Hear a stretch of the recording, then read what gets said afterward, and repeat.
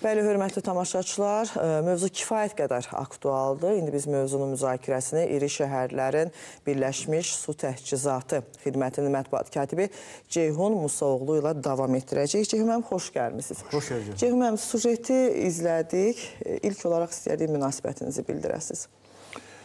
Həmin ərazidə baş verən hadisə ilə bağlı təbii ki, biz məlumatlıyıq və birbaşa orada baş verən hadisə həm də iri şəhərlərin Birləşmiş Su Təchizatı Xidmətinin infrastrukturuna vurulan zərbədir.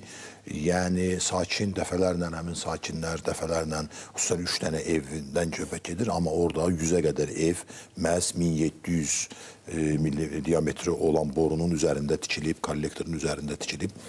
Və bununla bağlı biz dəfələrlə müraciət eləmişik müvafiq qurumlara ki, orada vəziyyət belədir və elə oldu ki, qəza hadisəsi baş verdi bizim xəttimizdə. Biz o xətti təmir eləmək istədik və təmir eləmək üçün mütləq ora qazılmalıdır və qazılma nəticəsində də belə bir mənzərə yarandı və qəza əgər tamam başqa motivli qəza olsaydı, hətta o ev birbaşa dağıla bilərdi, yəni belə bir vəziyyət idi. Və bu, necə ki, biz dəfələrlə də demişik və mən vətəndaşla da görüşəndə həmişə deyirəm ki, sizin evinizə ziyan dəyibsə, bizim sizin evinizdən dəfələrlə qiymətli kollektorumuza ziyan dəyib. Yəni, hamı bilir ki, mütəxəssislər bilir ki, tullantısı su, kanalizasiya, tullantısı su xətləri çəkmək, kollektorları çəkmək neçə yüz minlərlə bir qiymətə başa gəlir. Və mənim əgər kollektorumun üzərində bir ev tikilibsə və həmin ev mənim kollektorumun işləməsinə ciddi problem yaradır və yaradıb. Deməli, mən səndən dəfələrlə çox ziyana düşmüşəm. İndi burada, bax, necə olub o evləri veriblər, neyiniblər, bu birbaşa yaxşı da reportaj idi.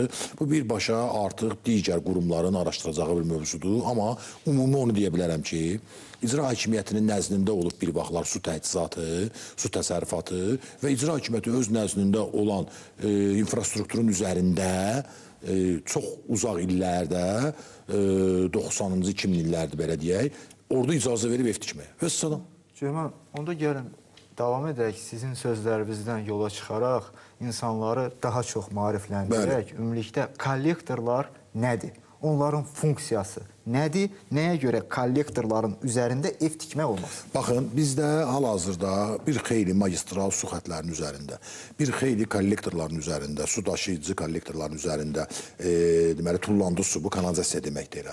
O cümlədən də göllərin üzərində evlər inşa olunur. Bunların sayı çoxdur. Dəfələrlə çoxdur. Və ona görə inşa eləmək olmaz ki, bir, həmin bina mənim kollektoruma xidmət göstərmə imkan vermir. Kollektor quyulardır və o cümlədən xəttlərdir. Quyularla vasitə olur və oradan xəttlər vasitəsilə təmizləyici qurğulara ötürülür. Təmizləyici qurğulardan da təmizlənərək inşallah ki, artıq layihələr hazırlanır, kənd təsərrüfatına qaytarılacaq. Bugün Azərbaycanda yağış sularının idarə olunması yeni mövzudur. Azərbaycanda heç yağış suları idarə olunmuyor.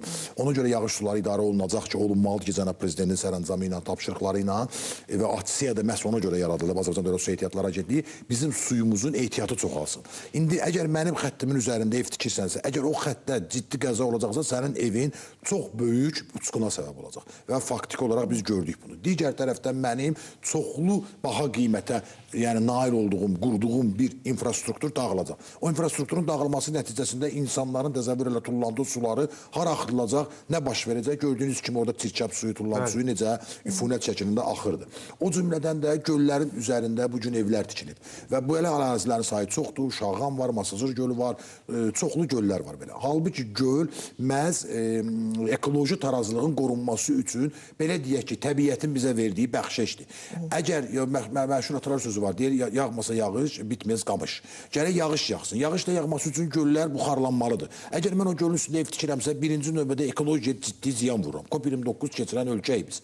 Yəni, bu ikinci tərəfdən, təsəvvür elə, qurut sularının üzərində ev tikirəmsə, həmin qurut suları təzədən mənim evimə qayıdacaq. Bu da Newtonun qanunu ilə belədir. F bərabərdir, mənfi F, üçüncü qanun. Yəni, təsir əksisləsinə bərabərdir. Əgər mən suyun üzərindəyimsə, su təzədən mənim evimə daxil olacaq.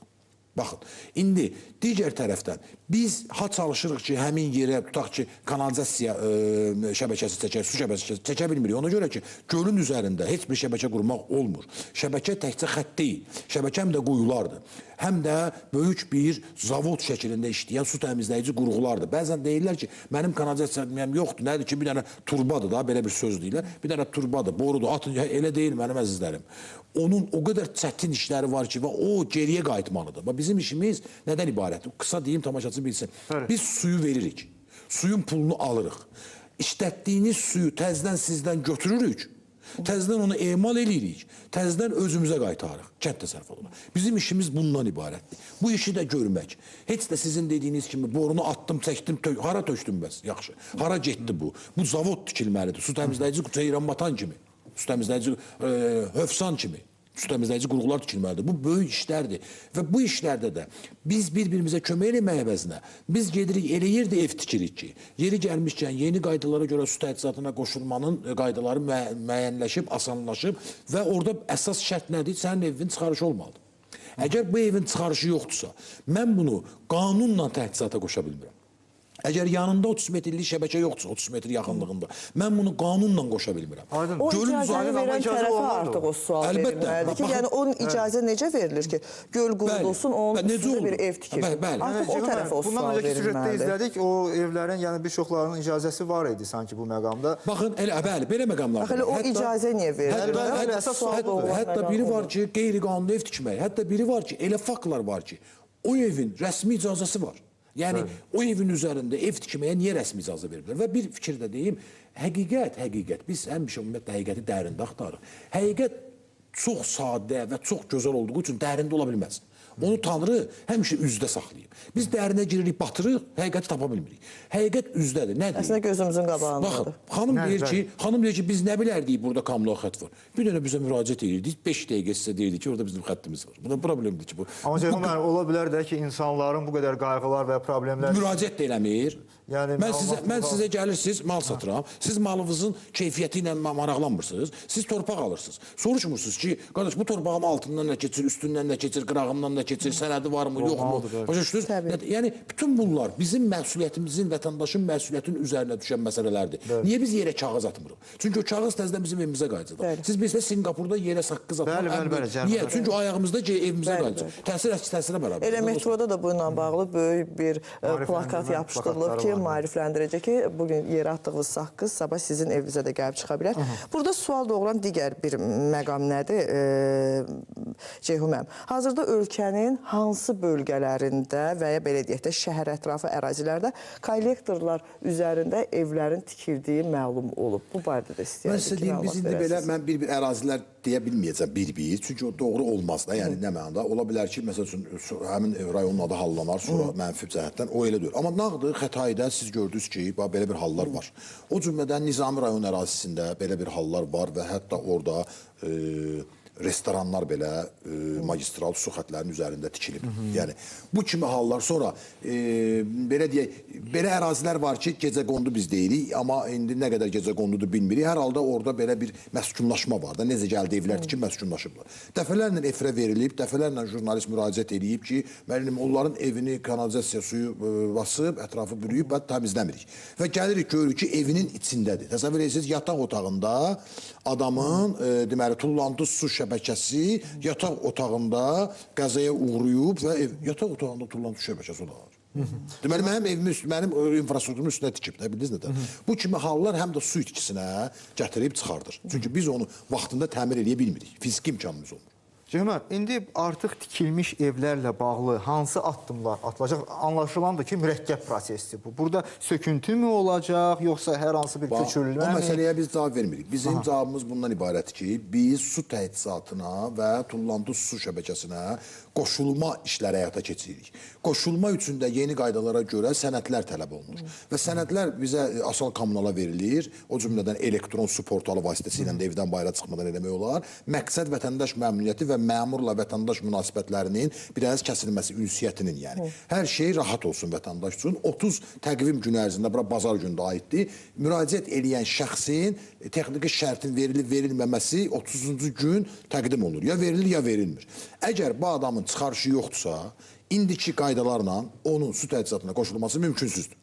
Əgər yanında 30 metr uzun uzaqlıqda, yaxınlıqda belə deyək, su şəbəkəsi qurulmayıbsa, kanalizasiya şəbəkəsi qurulmayıbsa, biz onu suya və kanalizasiyaya qoşa bilməyəcəyik. Gələcəkdə bu kimi evlərlə bağlı hansı qərar qəbul olunacaqsa dövlət tərəfindən, biz ona uyğun olaraq addımlarımızı atacağıq. Hazırda vəziyyət bundan ibarət. Ceyhun müəllim, demək qaynar xəttimizə bir tamaşaçımız yazır. Əli adlı tamaşaçımız Qum Adası qəsəbəsindən yazır ki, qəsəbənin bir hissəsində kanalizasiya var, digərində yoxdur və iddia edir ki, içməli sudan bəzən çirkab qoxusu gəlir.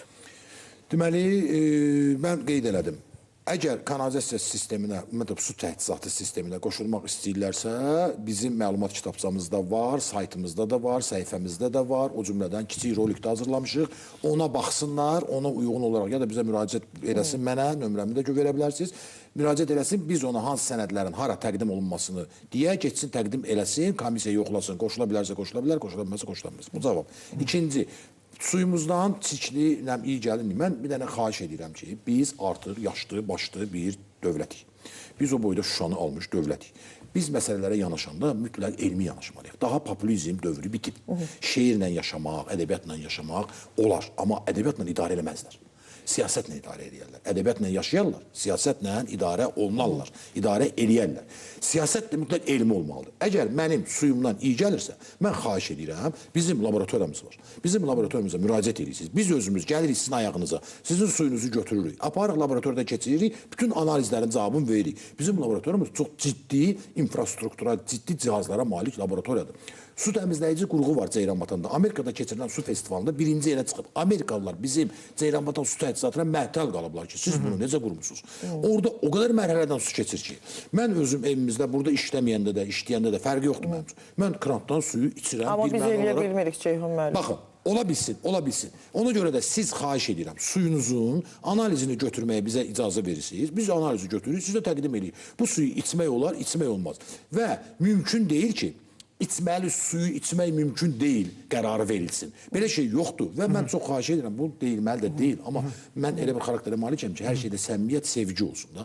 Yəni, gəlin belə deyək, bir dənə də mənə göstərin ki, kimsə sudan xəstələnib, bir dənə onu göstərin. Yox, məsələ bu deyil. Məsələ bundan ibarətdir ki, məsələ mən sizə qeyd edim də, Badamdar qəsəbəsini bu dəqiqə qeyd edim sizə.